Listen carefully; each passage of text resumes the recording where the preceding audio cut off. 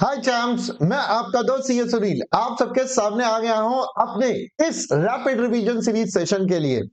दोस्तों, पूरी PW team आपके लिए लगी हुई है कि दोस्तों इस बार आपका सीएस एग्जीक्यूटिव दिसंबर 2023 का एग्जाम डेफिनेटली क्वालिफाई हो। उसी के लिए ये है आपके लिए रैपिड रिवीजन सीरीज। दोस्तों, मैं सबसे पहले एक बार वापस से याद दिला दूं, ये सीरीज दोनों ही कोर्सेज के लिए है, old course as well as new course. Old course में हमारा एफएम का पेपर ऑलरेडी एमसीक्यू पैटर्न पर था, तो उसके एमसीक्यू आपके अभी प्रैक्टिस हो जाएंगे। और जो हमारे न्यू कोर्स के स्टूडेंट्स है बेटा, उनके लिए आप ऐसा समझिए ये आपके लिए रैपिड या क्विक फायर रिवीजन होने वाला है। यहां पर हम अलग अलग प्रकार से क्वेश्चंस को टैकल करेंगे, जिससे आपके सारे कॉन्सेप्ट अभी के अभी रिवाइज हो जाएंगे। तो हुई ना मजेदार बात, है दोनों तरह के बच्चों के लिए। तो दोस्तों, मैं आपका दोस्त सीए सुनील आपके साथ यहां पर एफएम का पार्ट लेने वाला हूं, दैट इज फाइनेंशियल मैनेजमेंट। आज हम इस सेशन में बेटा एफएम के दो टॉपिक्स आपके साथ कवर करेंगे, जिसमें हमारे पास है कैपिटल बजटिंग और दूसरा हमारे पास है हमारा कॉस्ट ऑफ कैपिटल। अब आप कैपिटल बजटिंग बोलिए या इन्वेस्टमेंट डिसीजन बोलिए, कोई गल है मेरे दोस्त? यस सर, बात तो ठीक है। दोस्तों, हमें इस सेशन का कैसे एडवांटेज लेना है, आप बच्चों को कैसे यूज करेंगे, अब सुनिए। मैं इस स्क्रीन पर आपके सामने यहां पर अभी एमसीक्यू लेकर आता जाऊंगा। तो मेरा रिकमेंडेशन ये होगा, आपको ये एमसीक्यू बेटा खुद से सॉल्व करें। सर खुद से कैसे? मैंने कहा सुनिए, जैसे ही मैं आपकी स्क्रीन पर क्वेश्चन आए, आप वीडियो को पॉज कर दें, पहले क्वेश्चन खुद पढ़े और उसका सॉल्यूशन करने की कोशिश करें या उसका आंसर आइडेंटिफाई करें out of the available options. आपके हिसाब से जो बेस्ट ऑप्शन है आप उसको दिमाग में रखें। आफ्टर दैट वीडियो को प्ले करें एंड अपने आंसर को चेक करें। Now there could be two possibilities, या तो आपका आंसर 100% एकदम करेक्ट है या गलत है। अगर आंसर 100% करेक्ट है तो ये तो बहुत अच्छी बात है। This will give you a booster in your confidence, आपके बेटा कॉन्फिडेंस के लेवल को बढ़ाएगा। हाँ यार, हमने जो करा एकदम से परफेक्टली, हमारा आंसर भी एकदम मजेदार तरीके से हो गया।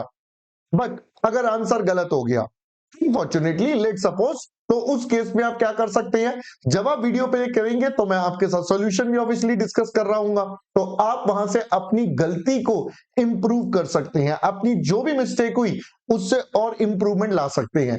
तो दोनों ही तरीकों से ये वीडियो सभी के सभी बच्चों के लिए बहुत ज्यादा हेल्पफुल होने वाला है। I hope you got it. तो चलिए, देरी किस बात की है, शुरू करते हैं मेरे दोस्त, लेट्स स्टार्ट। दोस्तों, आज हम आपके साथ ये दो टॉपिक करने वाले हैं, ये रहे हमारे आज के टॉपिक। आप बोलिए कैपिटल बजटिंग या इन्वेस्टमेंट डिसीजन, या आप बोल सकते हैं बेटा कॉस्ट ऑफ कैपिटल, दोनों में से कुछ भी बोलिए, एक ही गल है सर। हाँ सर, ये बात तो बिल्कुल ठीक बात है, दोनों में से कुछ भी नाम ले लीजिए, एक कोई बात है। और आज हम इन सबके क्या करने वाले हैं, एमसीक्यूज। ऑलराइट, चलिए बेटा, so let us start with the game. Right, so here is our question number 1। चलिए बेटा, आराम आराम से पहले समझेंगे, करेंगे।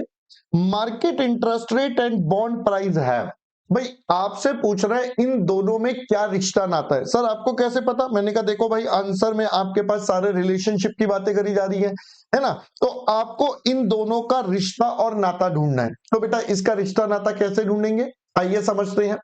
भाई बॉन्ड हमारे पास क्या होता है, bond is kind of a debt instrument. क्योंकि ये बेटा डेट इंस्ट्रूमेंट है तो we can say it is KD.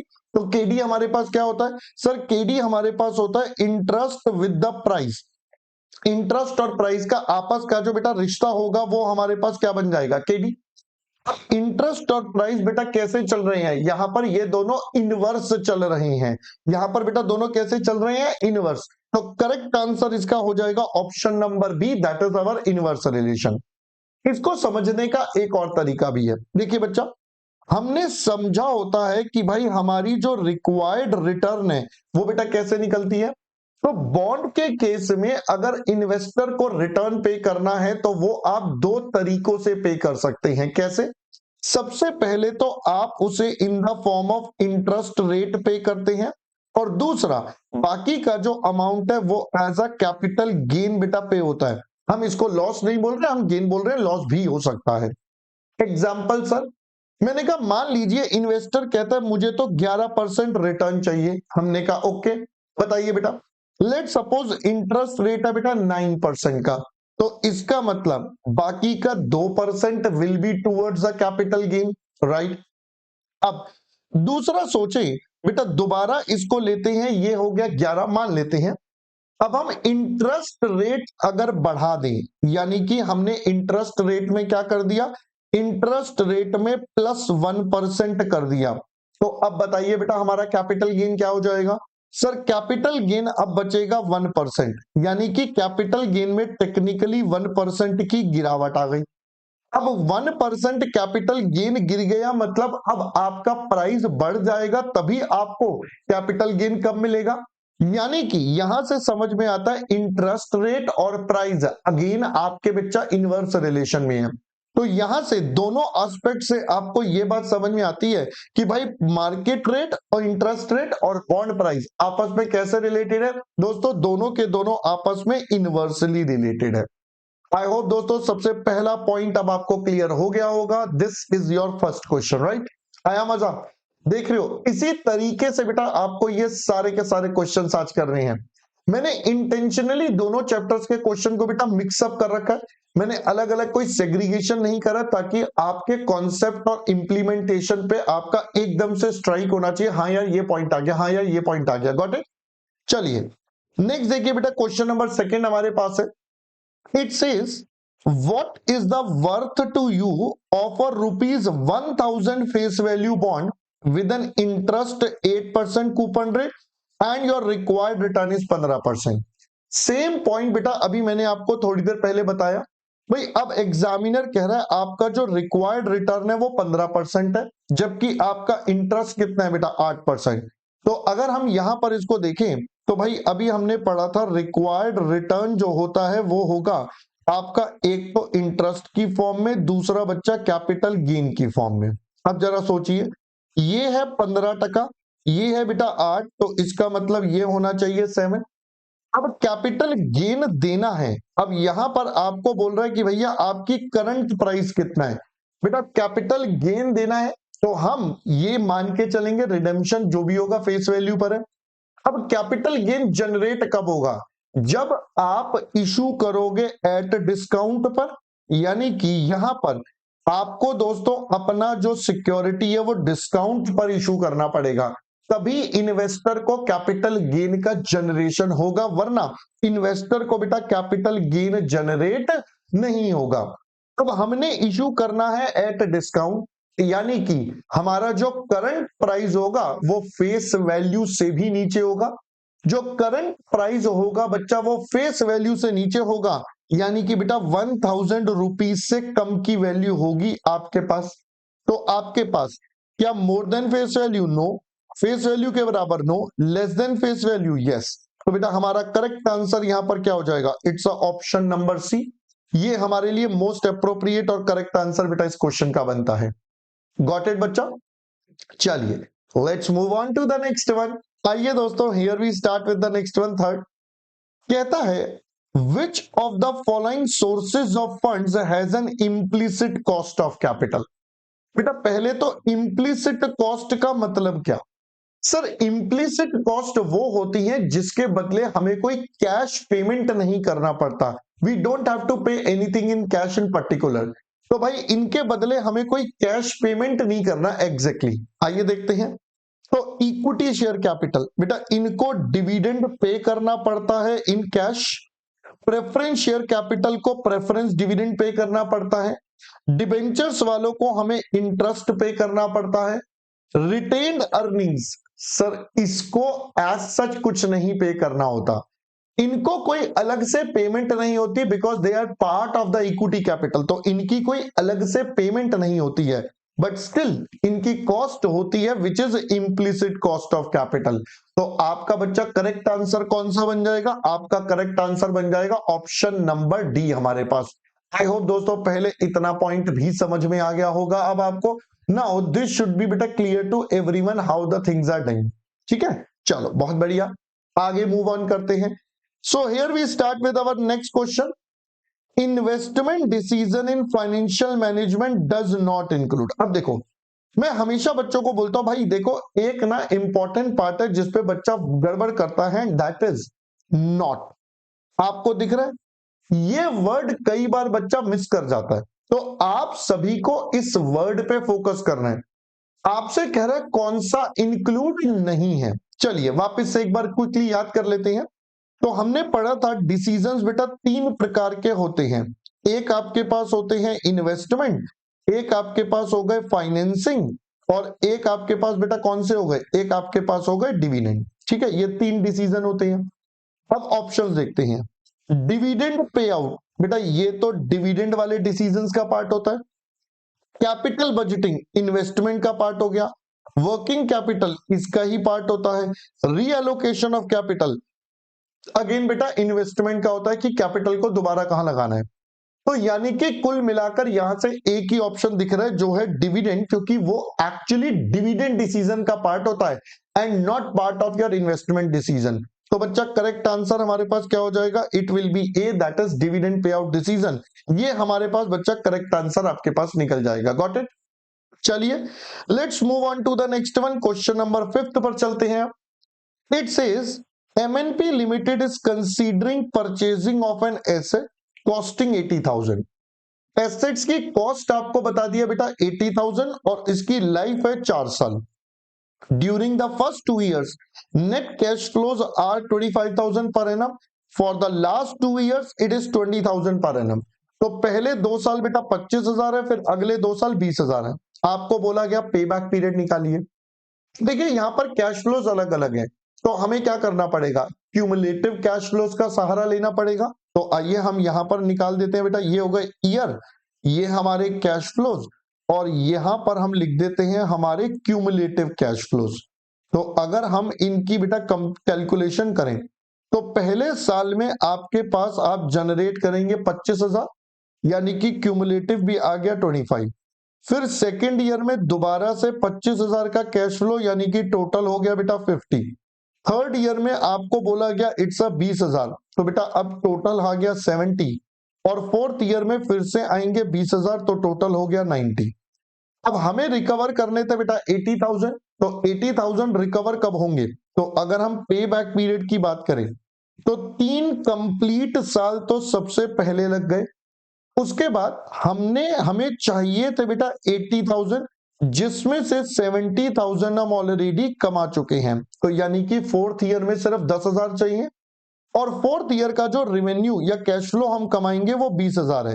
तो भाई अगर आप इसको सॉल्व करोगे तो ये कितना आ गया, 3.5 ईयर्स। सो दैट मीन्स 3.5 साल में जो ओरिजिनल पैसा था वो वापस आ जाएगा। सो करेक्ट आंसर बेटा क्या बन जाएगा, इसका ऑप्शन नंबर बी बन गया, 3.5 ईयर्स। आई होप दोस्तों now it should be clear बेटा, क्वेश्चन नंबर 5 आपके पास। चलिए let's move on to the next. Here we start with बेटा क्वेश्चन नंबर 6। देखिए क्या कहता है। It says firm expects an NPV of 8,000 if the economy is strong, जिसकी probability बेटा 30% है। NPV of 4,000 if the economy is normal 40% के साथ, और NPV 2,000 if economy is weak, इसकी भी 30% probability। Expected NPV, देखिए दोस्तों जब भी हमें probability गिवन होती है, अब हम इसे क्या करेंगे बेटा, इसको एक्सपेक्टेशन से यूज करके मल्टीप्लाई करके निकालेंगे। तो अगर हम यहां पर आपके साथ बात करें भाई आपकी एक्सपेक्टेड एनपीवी, तो दोस्तों हमारी एक्सपेक्टेड एनपीवी बेटा कितनी हो जाएगी, एक्सपेक्टेड एनपीवी 8,000 रुपए जनरेट होंगे, इसकी प्रोबेबिलिटी बेटा 30% है, आप 0.30 भी लिख सकते हैं। नेक्स्ट 4,000 होने के चांसेस है 40%, और साथ साथ लास्ट में बेटा 2,000 होने के चांसेस है आपके 30%। तो अगर हम इन सब का सम टोटल कर ले तो वी हैव अवर वैल्यू 8,000 30%, 4,000 बेटा 40% और 2,000 आपका 30%। तो कुल मिलाकर आपके पास बेटा वैल्यू आती है 4,600। ये आपकी उम्मीदों भरी एनपीवी हो गई जिसमें हमने प्रोबेबिलिटी इंक्लूड कर लिया। तो इसका करेक्ट आंसर बेटा हमारा ऑप्शन नंबर डी बन जाएगा। देखिए कितने आसानी से बेटा आप ये सारे के सारे काम यहां पर कर पा रही हैं मेरे साथ, है ना। अब यहां से आपके कॉन्सेप्ट भी रिवाइज हो रहे हैं, यहां से आपके न्यूमेरिकल क्वेश्चंस भी तैयार हो रहे हैं। तो हर तरीके से इस सीरीज में हम आपके लिए बढ़िया तरीके से सारी चीजें करवा रहे हैं, राइट। चलिए नेक्स्ट बढ़ते हैं बेटा, क्वेश्चन नंबर 7 देखिएगा। पे limited issues 50,000 8% debentures at a discount of 5। Tax rate इतना, कॉस्ट ऑफ डेट। देखो दोस्तों, कॉस्ट ऑफ डेट निकालने के लिए मुझे चाहिए सबसे पहले इंटरेस्ट। इंटरेस्ट हमेशा लगता है फेस वैल्यू पर, तो आपको बेटा अमाउंट गिवन है तो मैं सीधा इसी का लगा देता हूं। तो भाई इसका निकालेंगे अगर हम, तो हमारे पास आता है दोस्तों 4000। इसके अलावा हमें टैक्स का रेट गिवन है बेटा 50% बोले तो 0.50। अब हमें चाहिए बेटा प्राइस। प्राइस कितना? सर अमाउंट था 50,000 और आपको बोला गया ये आपके 5% डिस्काउंट पर इशू होंगे। तो दोस्तों नेट नेट आपके पास कितने, कंपनी के पास कितने पैसे आने वाले हैं? It is 47,500। तो आप मुझे बताइए बच्चा, कॉस्ट ऑफ डेट कितना?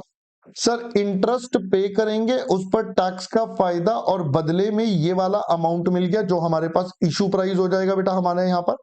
तो अगर हम यहां पर बात करें, हमारा इंटरेस्ट है बेटा 4000 रुपए का, इसमें 0.50 का टैक्स हो जाएगा, बदले में मिल गए 47,500।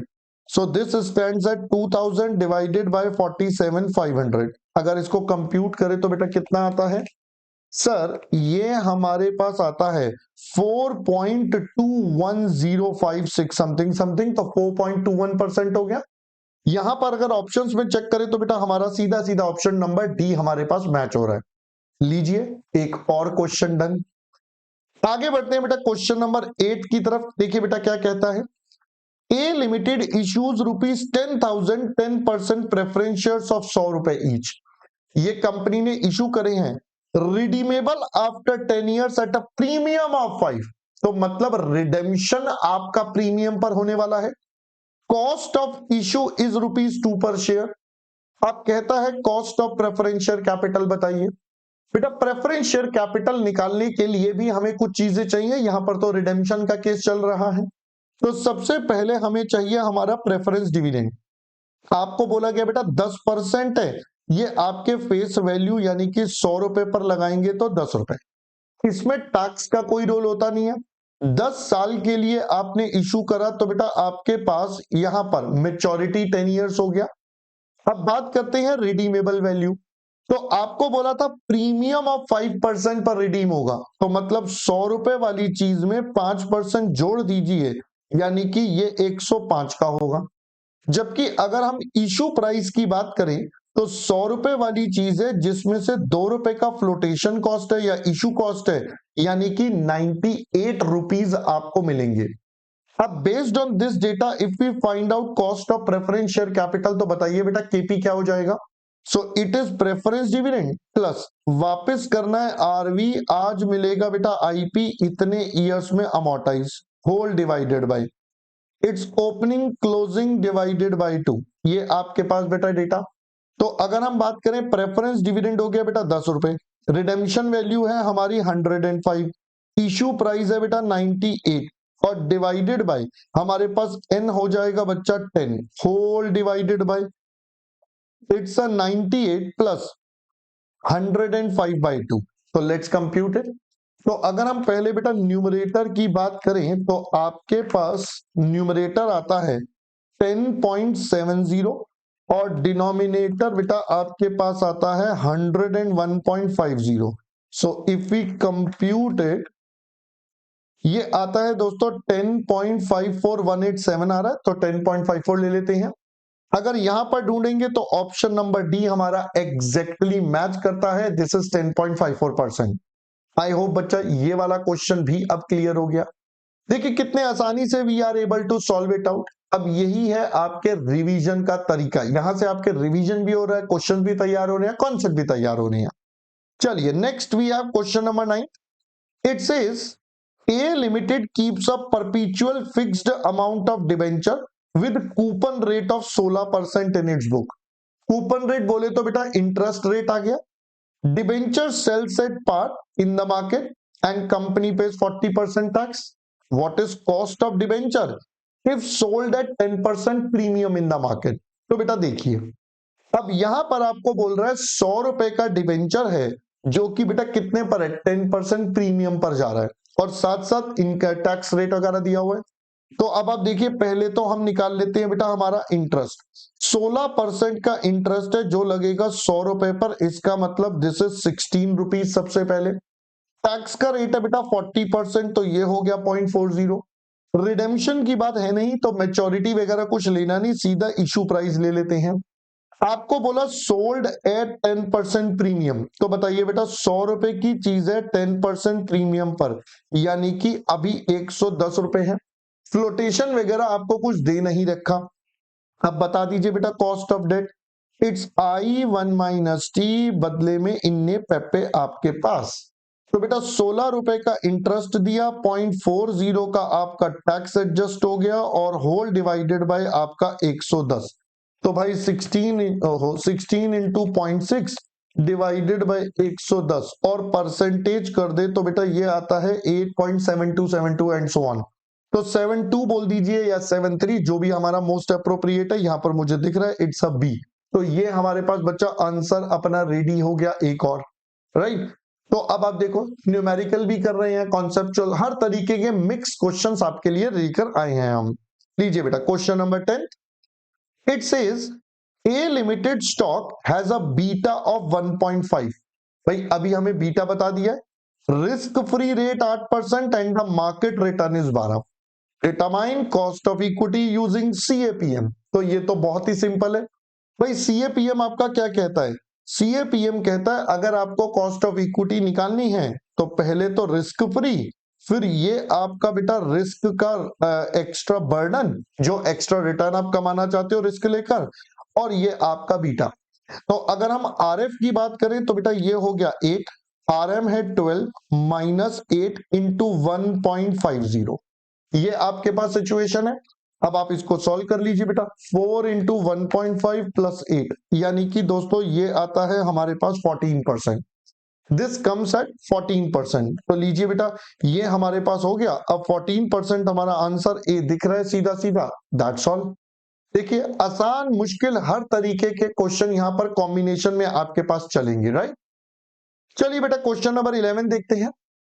CAPM अकाउंट फॉर, तो बताइए बेटा CAPM में क्या इंक्लूड होता है? CAPM किस चीज को कंसीडर करता है? Is it unsystematic risk, is it systematic risk, both A and B, या ये यूज ही नहीं होता? तो दोस्तों CAPM में सिर्फ एंड सिर्फ सिस्टमैटिक रिस्क यूज होता है।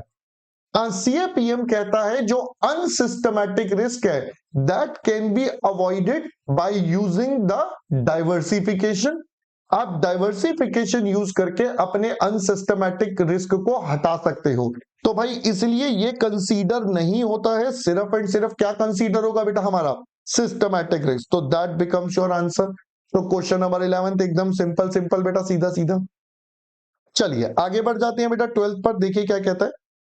ABC limited has a capital investment of rupees 400 crore. भाई 400 करोड़ का इन्वेस्टमेंट है जो इन्होंने लगाया हुआ है। After tax income is rupees 45 crore and company has a cost of capital of 10। Determine economic value added. तो बच्चा आपसे पूछा गया कि सर आप ना EVA बताओ कितना। दोस्तों अगर हम बात करें EVA इकोनॉमिक वैल्यू एडेड, ये कैसे था? सर सबसे पहले we will have NOPAT, that is net operating profit after tax. फिर आप इसमें से माइनस कर दोगे अपनी कैपिटल का कॉस्ट, जो आपने कैपिटल बिजनेस में लगाई है उसकी जो कॉस्ट है। अब NOPAT कंपनी ने कमाया है हमारे पास 45 करोड़ का, इसमें से दोस्तों 400 करोड़ का कैपिटल लगाया था जिसका 10% का बच्चा रेट है। यानी कि अगर हम ध्यान से देखें 45 करोड़ जनरेट करें जिसमें से 40 करोड़ तो मिनिमम इनको पे करना है, यानी कि कंपनी ने एक्स्ट्रा 5 करोड़ का वैल्यू एडिशन करा अपने शेयर होल्डर्स के लिए। कंपनी ने बेटा 5 करोड़ का वैल्यू एडिशन करा, जो कि हमें दिख रहा है ऑप्शन नंबर डी में। That becomes our simple answer. दोस्तों देखिए कितना आसानी से हो गया, राइट। चलिए let's move on to the next. It says a profitability index of 0.9 for a project means। अब देखो जब भी ऐसे मीनिंग वाले पॉइंट आ जाएं तो पहले आप इसको लिखें। तो हमें पता है बेटा PI इज इक्वल टू क्या होता है? PVCI divided by PVCO। ये बराबर है दोस्तों 0.9 के। इसका मतलब we can say PVCI is equal to 0.9 of PVCO। यानी कि दोस्तों वीकेंड से पीवीसीओ ज्यादा होगा, पीवीसीआई कम होगा। That is why it is 0.9। ठीक है, पढ़ते हैं। Present value of benefit is 90% greater than cost. भाई क्या बेनिफिट 90% ज्यादा है? तो बिल्कुल गलत। इनफैक्ट कॉस्ट का 90% है, तो ये इंटरप्रिटेशन गलत हो गई। Projects NPV is positive. हम यहां बोल रहे हैं इनफ्लो कॉस्ट का 90 है, मतलब आउटफ्लो से कम है, तो भैया इसका मतलब एनपीवी तो नेगेटिव होगा। ये इंटरप्रिटेशन गलत हो गई। प्रोजेक्ट रिटर्न 90 सेंट्स, 90 सेंट्स बोल दो, परसेंटेज बोल दो, in present value for each रूपी इन्वेस्टेड। ये बात अभी तक ठीक लग रही है। प्रोजेक्ट रिटर्न का मतलब हो गया इनफ्लो, 90 सेंट्स का मतलब 90% फॉर ईच रूपी इन्वेस्टेड बोले तो पीवीसीओ। बेटा ये इक्वेशन तो हमारी सेटिस्फाई हो रही है, तो अभी तक ये मोस्ट अप्रोप्रिएट और करेक्ट लग रहा है। पे back period is less than 2 years, पे बैक पीरियड की कोई बात ही नहीं है। सर आपने लास्ट ऑप्शन क्यों पढ़ा? बेटा पढ़ना जरूरी होता है, बिकॉज यू नेवर नो, कई बार क्या होता है आपका पॉइंट ऑफ व्यू बदल जाता है, इसलिए ऑप्शन सारे चेक करें। कई बार अगर कोई गलत इंटरप्रिटेशन है उसको ठीक करने का मौका मिल जाता है। तो हमारे हिसाब से बेटा करेक्ट आंसर क्या बन गया? It's option number C. That's all. चलते हैं बेटा आगे 14 पर। Reinvestment assumption in the case of IRR technique assumes. अब आईआरआर क्या मानता था? सर आईआरआर मानता था कि भाई आपका जो री इन्वेस्टमेंट होगा वो आईआरआर पर होगा, जबकि एनपीवी मानता है कि जो आपका री इन्वेस्टमेंट होगा वो कहां पर होगा? वो आपका कॉस्ट ऑफ कैपिटल पर होगा। कैश फ्लोज कैन बी री invested at the project IRR. Yes, ये बिल्कुल करेक्ट होना चाहिए, बट पढ़ेंगे सारे। कैश फ्लोज कैन बी री इन्वेस्टेड एट द डब्ल्यूएसीसी, ये गलत है बेटा, ये एनपीवी का एजम्पशन है। कैश फ्लोज कैन बी री इन्वेस्टेड एट मार्जिनल कॉस्ट, बिल्कुल गलत है। नन ऑफ द अबव, बिल्कुल गलत है। तो हमारे पास बेटा करेक्ट ऑप्शन आपके पास ऑलरेडी आ चुका है, it's option number A. I hope दोस्तों ये वाला पॉइंट और बात समझ में आ गया। चलिए आगे बढ़ जाते हैं बेटा, क्वेश्चन नंबर 15 पर देखते हैं। इन a capital budgeting decision incremental cash flow means. अब इंक्रीमेंटल मतलब जो एडिशनल वाला पैसा होता है। Cash flows which are increasing, sir ठीक तो लग रहा है जो बढ़ रहे हैं। Cash flows occurring over a period of time, गलत। Cash flows directly related to the project, वो तो होता ही है बेटा डायरेक्टली, इंक्रीमेंटल से कोई लॉजिक नहीं है। Difference between inflows and outflows for each and every expenditure, बेटा ये तो प्रेजेंट वैल्यू लेकर आपका डिफरेंस तो होता नहीं है। इंक्रीमेंटल कैश फ्लोज होता है एडिशनल पैसा, और यही यहां पर बोला गया इंक्रीजिंग वाला। तो भाई बाकी सारे ऑप्शंस गलत है, सिर्फ एक ही ऑप्शन ठीक है, दैट इज ए। देखो जब हमने ए पढ़ा तो थोड़ा सा कई बार बच्चों को कंफ्यूजन हो जाता है, इसलिए मैंने कहा सारे ऑप्शन पढ़ने जरूरी हैं। यू नेवर नो कब कौन सा ऑप्शन आपको ज्यादा अप्रोप्रिएट लगे, इसलिए पढ़े सारे ऑप्शन, तभी बेटा अच्छे से सारी चीजें कर पाएंगे। Got it. चलिए नेक्स्ट लीजिए एक और न्यूमेरिकल।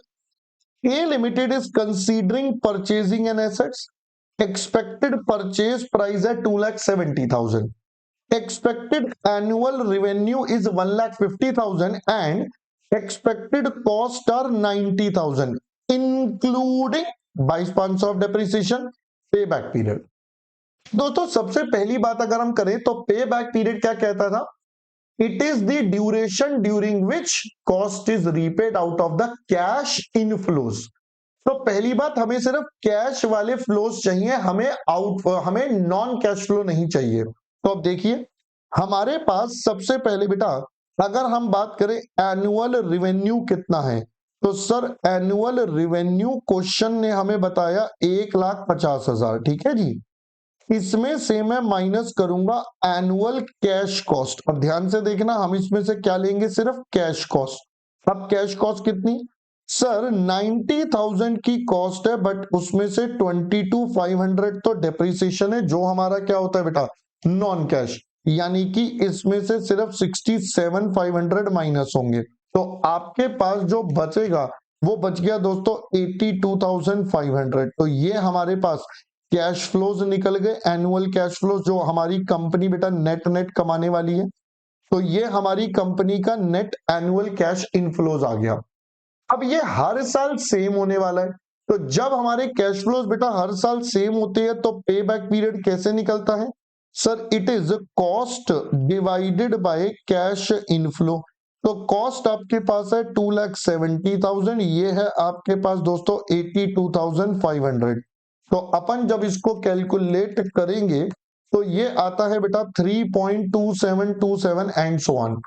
अब अगर हम यहां पर अपने आंसर की तरफ देखें तो बेटा आंसर में सारे डेसिमल्स एक डिजिट के हैं, तो आप भी इसको राउंड ऑफ कर दीजिए, ये बन जाएगा बेटा 3.3 ईयर्स।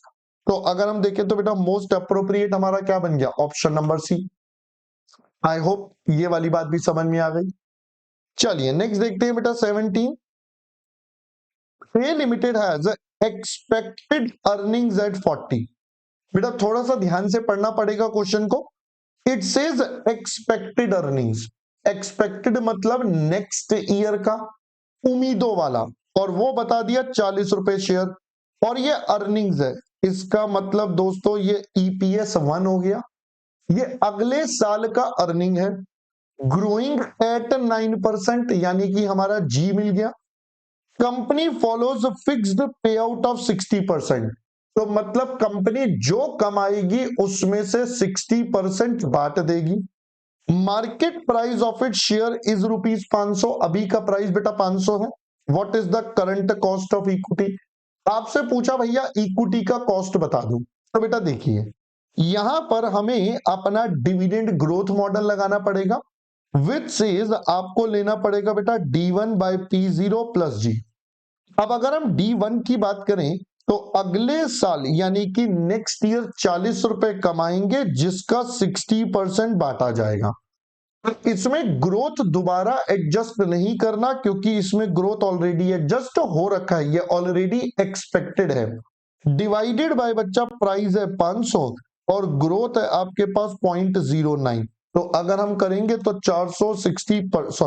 40 का 60% डिवाइडेड बाय 500 प्लस 0.09, ये आता है 138, यानी कि दोस्तों ये बन गया 13.80%। तो अगर हम आंसर देखें तो बेटा ये रहा हमारा मोस्ट एप्रोप्रिएट आंसर आपके लिए। Got it. चलिए next it says A limited is currently financed with 5 lakh of 10% debentures and 15 lakh of equity. अब बेटा आपको दो चीजें बता दी है, 5 लाख के डिबेंचर है, 15 लाख की इक्विटी, इक्विटी शेयर का बीटा है 1.5 and the risk free rate is 6, market risk premium is 4%, tax rate is 20, what is the WACC। अब दोस्तों WACC पूछा है, यहां पर दो एलिमेंट चल रहे हैं, एक हमारा डिबेंचर है और इक्विटी, तो पहले हमें दोनों का अलग अलग कॉस्ट निकालना पड़ेगा। तो अब मैं सबसे पहले बात करता हूं बेटा केडी की, तो केडी हमारे पास क्या हो जाएगा, इट्स I1 - T। भाई यहाँ प्राइस आपका फेस वैल्यू चल रहा है, तो आपने लेना है तो ले लो 100 रुपए, या जो भी 5 लाख है, नहीं तो नहीं भी लोगे तो चल जाएगा। तो ये सिंपली हो जाएगा 10% है, इसमें से बेटा 20% का टैक्स गया, इसका मतलब ये तो आ गया 8%। अगर हम कॉस्ट ऑफ इक्विटी की बात करें तो वो यहां पर बीटा दिया हुआ है, इसका मतलब CAPM मॉडल। CAPM कहेगा भाई आप RF ले लो, RM ले लो, माइनस RF ले लो और साथ में ले लो बीटा। भाई RF आपका कितना है, RF आपको बता दिया बेटा रिस्क फ्री रेट इज 6%। अब ध्यान से पढ़ना, यहां पर अगली गलती आपके पास होती है, यहां पर लिखा है market risk premium. Market risk premium का मतलब है भैया ये एडिशनल वाला दे दिया, तो ये RM माइनस RF की वैल्यू डायरेक्टली आपको दे दी है 4, इट इज डायरेक्टली गिवन 4, और बीटा आपके पास कितना है बच्चों, बीटा है 1.5। तो अगर हम करेंगे तो 4 इंटू 1.5 प्लस 6, दिस बिकम्स बच्चा 12%। तब इन दोनों के बेस पर मैं अपना WACC निकाल लेता हूं। सर ये हो जाएगा cost of equity into weight of equity, cost of debt into weight of debt, आप चाहो तो टेबल बना के कर लो या इक्वेशन बना लो। तो कॉस्ट ऑफ इक्विटी है दोस्तों 12, वेट कितना, सर इक्विटी है हमारे पास 15 लाख की out of a total capital of 20 lakh, भाई 5 लाख ये है, 15 ये है, तो टोटल कैपिटल कंपनी का 20 लाख, प्लस अगर मैं यहां पर बात करूं तो ये 8 है, 5 लाख है आउट ऑफ बेटा 20 लाख। तो अगर मैं इसको सॉल्व करूं तो 12 इंटू 15/20, फिर 8 इंटू 5/20, तो भाई दोनों को मिलाकर आता है 11%। तो बच्चा मेरा करेक्ट आंसर हो गया option number A. This becomes my answer बच्चा। चलिए let's move on to the next one, 19th। While calculating weighted average cost of capital, which is not true, again बेटा आपसे बोल रहा है कौन सा सही नहीं है। पहला, रिटेन अर्निंग कंसीडर होता है, yes. Which is not considered बोला तो रिटेन अर्निंग होता है, बैंक बोरोइंग होता है, प्रेफरेंस शेयर्स होते हैं, weights are based on special value. भाई स्पेशल वैल्यू तो पता नहीं, हमें तो सिर्फ दो ही वैल्यू पता है, एक होती है मार्केट वैल्यू, एक होती है बुक वैल्यू। बेटा इसमें क्या गलत हो जाएगा, ये वाला ऑप्शन नॉट कंसीडर्ड है, स्पेशल वैल्यू कुछ नहीं होता, इसको कोई कंसीडरेशन में नहीं लिया जाता। Next it says beta of the market portfolio generally is. बेटा बीटा क्या होता है, तो मार्केट पोर्टफोलियो का बीटा हम सबको पता है बेटा, इट्स अ 1, है ना। मार्केट पोर्टफोलियो हमेशा किसके बराबर होता है बेटा, 1 के बराबर होता है बेटा। उसी से कंपेयर करके हम स्टॉक के बीटा को एनालाइज करते हैं, अगर वो 1 से ज्यादा है तो एग्रेसिव बोलते हैं, 1 पर मॉडरेट हो गया और 1 से लेस पर बेटा डिफेंसिव बन जाता है। तो बीटा मार्केट का 1 लेकर उसके कंपैरिजन पर ही स्टॉक का बीटा निकालते हैं, राइट। तो आई होप ये भी समझ में आ गया। दोस्तों मैंने आप बच्चों के लिए यहाँ पर एक आंसर की दोबारा दे दिया इन्हीं नोट्स में, जो हमने ऊपर अभी सॉल्यूशन करे हैं डिटेल में, उसके आंसर की भी यहाँ पर है। सो दोस्तों आई होप ये सेशन आपको अच्छा लगा होगा। यहाँ पर अब आपका एक क्विक रीकैप हो गया बेटा, आपका cost of capital, capital budgeting है, काफी सारी चीजें हमने यहाँ पर रीकैप करी है, ठीक है। अब आपका काम होगा एक बार और अच्छे से इनको सेल्फ स्टडी कर लीजिए और अपनी पढ़ाई को नेक्स्ट लेवल पर ले जाएं। ऑलराइट, चलिए दोस्तों, that's all from my side for this session. See you soon in our another session. Till that time bye bye. पढ़ते रहो, आगे बढ़ते रहो, क्योंकि अंत में सिर्फ पढ़ाई काम आओगी। बाय बाय दोस्तों।